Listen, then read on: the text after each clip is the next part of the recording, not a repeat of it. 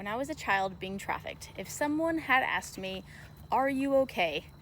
what would I have said? This is such a great question, and it really depends on the situation. So I've talked a lot about how children who are in these controlled environments are very scripted, meaning in addition to being heavily controlled, which is something I don't expect most people to be able to relate to, but you don't have access to the outside world.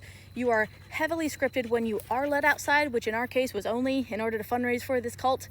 The point is that not only were we given a script in the local language, I grew up in Brazil and Mexico for the most part, so we had the local language script down, but then we also had a script for when people asked us other questions like, where do you live, or who are your parents, right? Do you like doing this? Yes. What I'm trying to bring people's attention to is that, number one, kids generally don't know they're being abused. They definitely don't know they're being trafficked. I escaped when I was 20 years old. I knew the bad things I had escaped.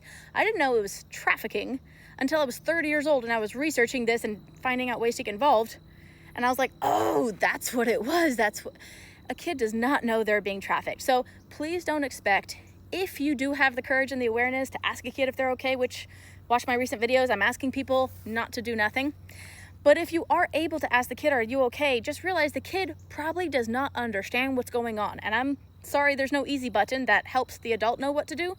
I'm sorry I can't give you a one-size-fits-all script to know exactly what to do in every situation.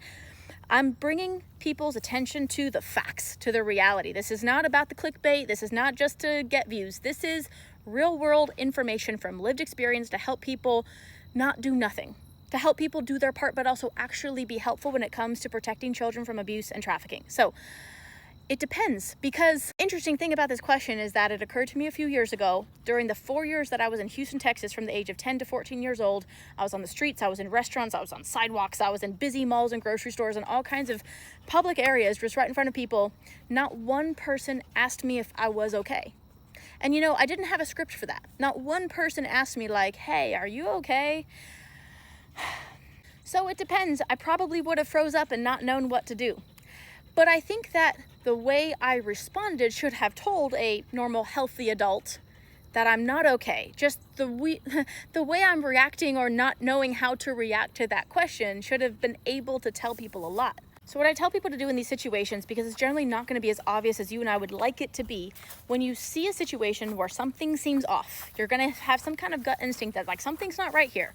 I want you to play dumb and ask questions. I want you to ask the kid totally normal, non-threatening questions that any normal, healthy kid would respond normally to for their age.